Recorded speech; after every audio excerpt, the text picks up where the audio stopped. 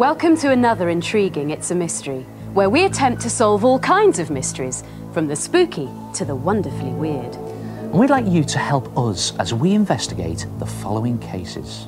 Why were the pyramids built? We explore the latest mysterious theory. We investigate what lurks inside an apparently ordinary house. Will you be able to work it out? And we exclusively reveal a liquid that once ran down a dinosaur's back.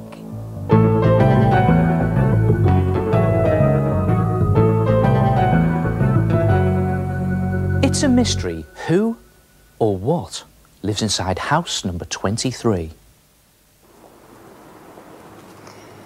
Behind these trees is a smart Victorian London house, just like hundreds of others dotted up and down the country. It could be any house in any town, a perfectly ordinary town dwelling. But there's something very out of the ordinary about what lurks behind the mysterious facade of number 23.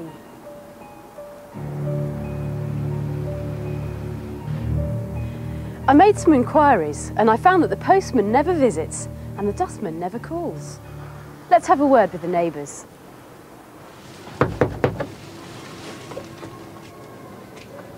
Oh, hello there. Yeah. Could you tell me, have you ever met the neighbours at number 23? No. And does anyone ever visit there? No, no one. Do you ever hear any strange noises coming from there? Not really, but there's often a very strange rumble during the course of the day. OK, thank you very much.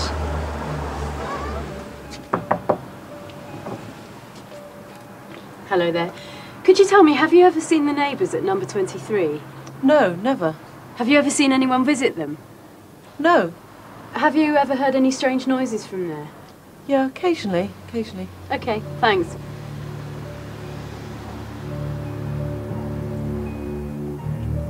On further investigation, I discovered that no one has ever been able to see through the windows.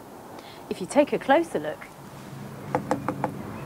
you'll see that they're made of concrete, as if someone, or something, has a secret to hide. The mystery deepened when I found that the records show that clouds of smoke and steam used to be seen rising from the roof area, but it wasn't on fire. Then one particular day, all the smoke and steam stopped.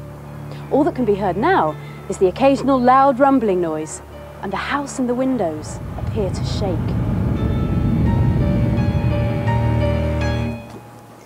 I've decided that the only way to get inside this mystery is to get right inside number 23. So, why do you think the house at number 23 is so weird? Is this a mystical secret pathway to another world? Was the house once inhabited by alien beings?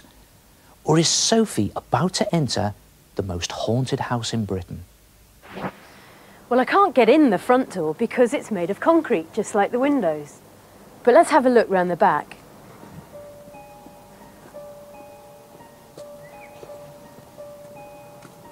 Well, there isn't a back door or a gate, just this brick wall. But this old map shows that number 23 is directly above London's first underground railway, the Metropolitan line between Paddington and Farringdon. At that time, steam trains were used underground. These would pollute the air and suffocate the crew and the passengers. As you can imagine, the underground tunnels became very unpleasant, so all the smoke and steam was collected in a tank attached to the train. When the train reached the end of the line, any smoke and steam collected would be released into the air from this hole down there, which is behind this false house front at number 23. And as you can see, trains still use the same tunnel today. So the mystery is solved. No one lives at number 23, except the ghosts of steam trains from a bygone age.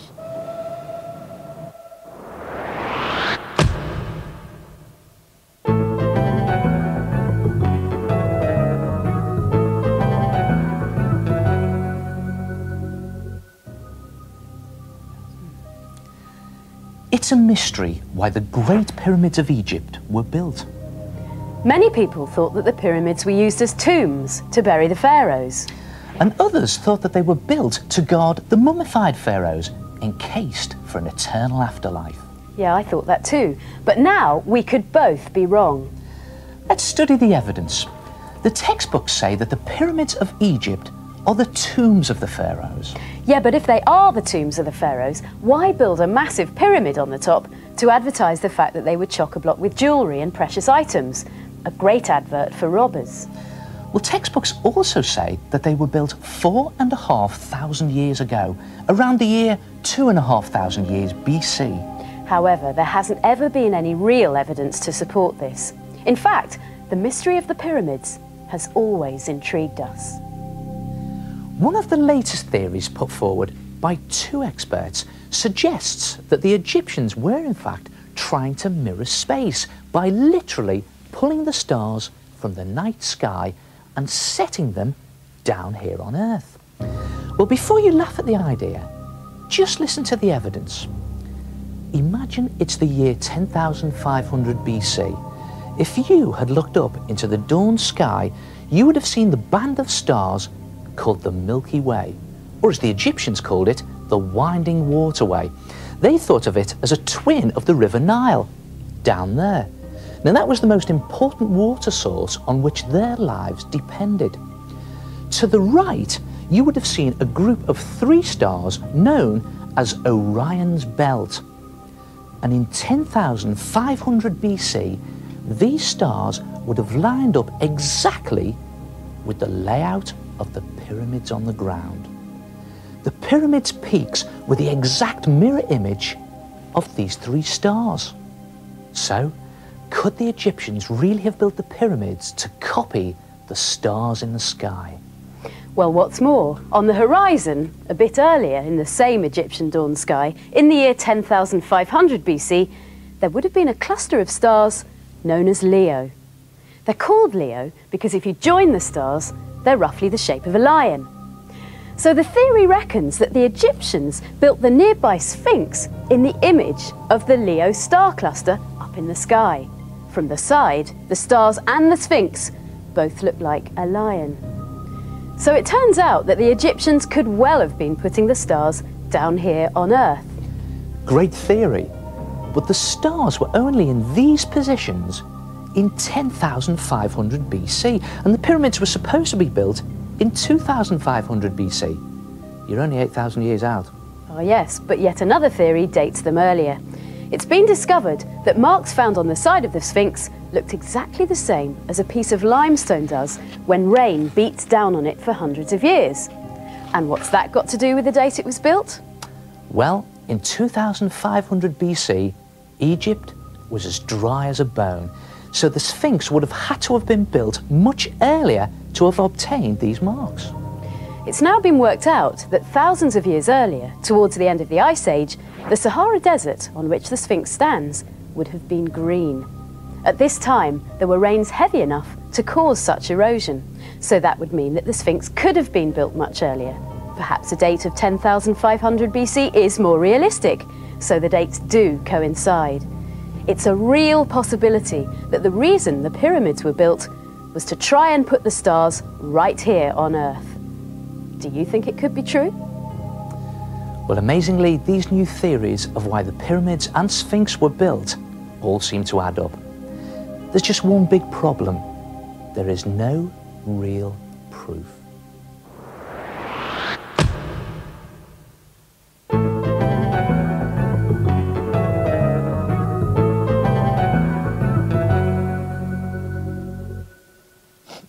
You okay, Neil? It's a mystery to me why Neil is crying. Well, there are a number of reasons why people cry. We think that the crying goes back to when we were babies. At this time in our lives, crying was our only way to express an urgent need, discomfort, hunger, thirst, or an overwhelming need to be comforted. When you're older and you're saddened by a film, or you're angry or upset, and you have no other way of expressing yourself, you burst into tears, just like you would have done as a baby. You sure you're okay, Neil? Yeah, I'll be all right in a minute. Some people, like actors and actresses, have to be able to cry to order. For instance, they might be in a television or theatre scene where they have to cry, so they just turn it on. This is Ben, and he's an actor. So how do you do it? Well, I think of a sad memory, and hopefully, if it's strong enough, it'll bring back the emotion and I'll be able to cry. So could you do it for us now? Okay.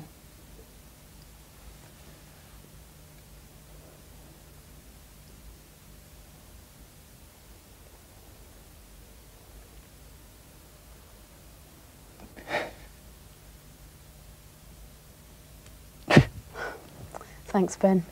It's okay. So why was Neil crying earlier? I was crying because of one of these. I've been chopping an onion. And the reason it made me cry is because onions contain an acid which becomes a powerful irritant when it comes into contact with water, the watery film of my eyes. Now the eyes are diluting the acid, which in turn is producing my tears.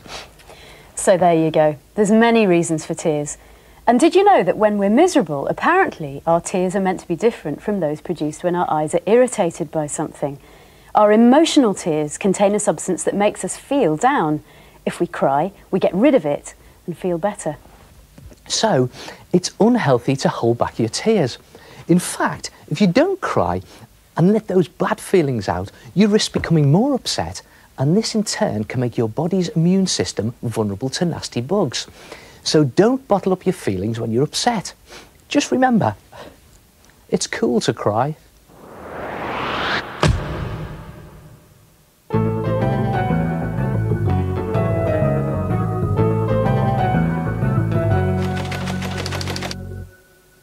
My name is Eddie Dedman. I live in Sherborne in Dorset. I have what I believe is firm evidence of a panther living in this country. It was a sunny day in mid-June '95. I was with my family on an outing to Aylesford Priory, which is in Kent. I suddenly saw this black cat near some greenhouses. When I saw the animal, from that distance, it appeared to be about that high, whereas an ordinary domestic cat would be something like that. I could even see the hairs on the back of the animal as it moved slowly along.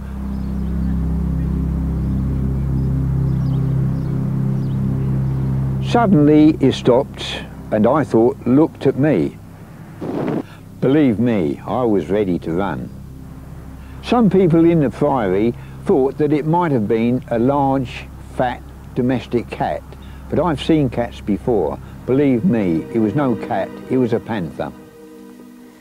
What do you think? Could Eddie really have witnessed a prowling panther?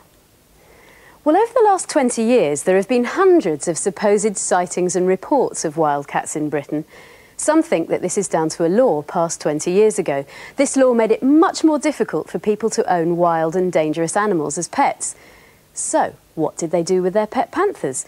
Some say they were released into the countryside and that this may be photographic evidence.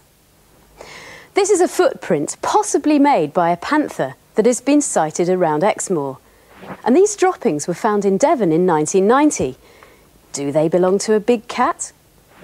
So could Eddie have caught one on film? Compare a picture of his cat with a picture of a real panther. Could this mysterious cat be a black panther? What do you think? Well, we decided to investigate a little further. We went out and measured the edge of this wooden cold frame right next to where Eddie saw the animal. And we found it to be about 40 centimetres high, which is about this high. It's quite tall. Now, the Priory believe that what Eddie filmed was their big fat pet cat, Sylvie. So we measured Sylvie and found her to be about 30 centimetres tall. That's quite a bit smaller than the animal Eddie said he saw. So is Eddie right? Could the mysterious black cat be a panther? Or is it just an ordinary domestic cat? What do you think? We wanted to talk to an expert. So here's Inspector Dave Fox from the RSPCA. Now, Dave, do you believe that there really are wildcats like panthers roaming around the countryside? Well, around the 10 RSPCA regions, we've had hundreds of calls, hundreds of reports of these things, but no physical evidence. And what do you think of the footage that Eddie shot with his camera?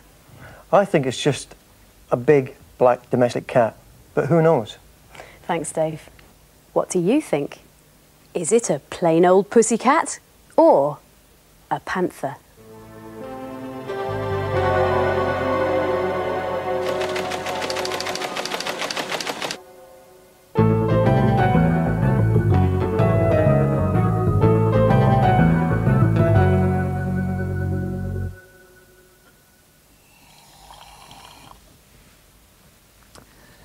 It's a mystery whether this water could have trickled down a dinosaur's back. So, okay, how could it have? Well, this glass of water came from this tap. Before that, it was in the pipes, and about 3 days ago, it was in a reservoir. Before that, a river, and before that, it fell as rain. In fact, water goes round and round and round in an endless cycle. It falls as rain and forms little streams, which become bigger streams, and then rivers, which flow into lakes, reservoirs, and eventually the sea. All that time, it's evaporating into the air, where it becomes clouds and finally falls again as rain. Because water goes round in this cycle, it means that the water which falls on us as rain has fallen as rain millions of times before and will probably fall millions of times again. But it hasn't always been like this because, believe it or not, it hasn't always rained. There was a time, millions of years ago, when there were no rivers, no lakes, no seas, and just massive dry holes where the oceans are today. Then one day, it started to rain. It rained, and it rained, and it rained. In fact, it rained every day for 60,000 years. Just imagine that, every single day pouring with rain, giving us all our oceans, all our rivers, and all our streams. Some of the water, as it goes round and round in its endless cycle, can end up getting trapped. For example, some of it filters down through rocks, where it can get caught for a very long time. This water last fell as rain 20,000 years ago and has been lying underneath the ground for all that time. Now that's old, but not as old as this. Now, okay, it's not water, it's a crystal. But there are tiny pockets of water inside it, which were trapped there when the crystal was formed. Now, if you look at it through the microscope, the bubbles you can see are in fact bubbles of water, which last fell as rain 200 million years ago, and which have remained locked inside for all that time. But let's get back to this water. Could it ever have fallen onto the back of a dinosaur? What do you think? Could it really be possible? Well, the answer lies in the water cycle. It just keeps going round and round and round, which means that millions of years ago, this water could well have fallen as rain and trickled down a dinosaur's back.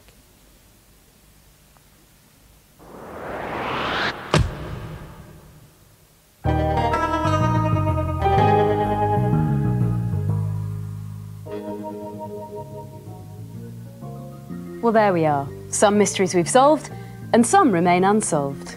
So join us next time for more intrigue, mysteries and spooky goings-on. But just before you go, here's one last mystery for you to solve. A man is lying dead in the middle of a field. There is nothing next to him except an unopened package. There is nobody else around. So how did he die? Can you solve the mystery? We'll reveal the answer next time. In last week's final mystery, a double-decker bus got stuck under a low bridge. So how did the driver free it? By letting down the tyres to lower the bus.